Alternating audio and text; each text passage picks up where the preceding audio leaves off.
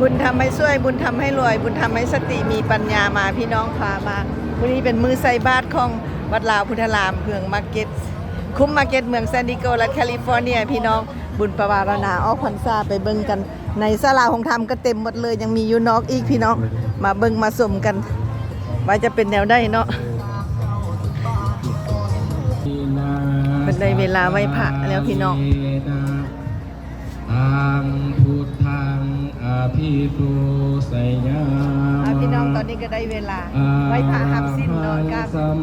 มัสการพ่อแม่ครูบาอาจารย์แสดงความเคารพนับถือพี่น้องคนทุกท่านที่เข้ามามาริมาทีวีมีให้พี่น้องเข้าเวทีลาวรายการดีๆให้พี่น้องเนาะในนี้มันกำลังไหว้พระน้องนี่ก็เต็มหมดเลยพี่น้องเต็มหมดทุกห้องทุกทีเลยบอกว่าจะอยู่วันใด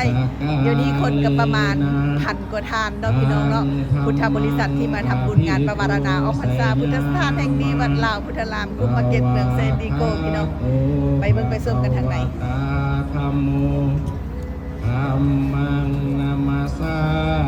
มิอิมินาสกาเลนะตังสังฆังอภิปูสยามะอุปฏิปันอะระหะโตเดินเข้าไปทางไหนพี่น้องสัมพุทธัสสะนะโมตัสสะภะคะวะโต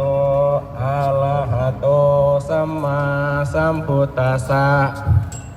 พุทธังสรณังคัจฉามิ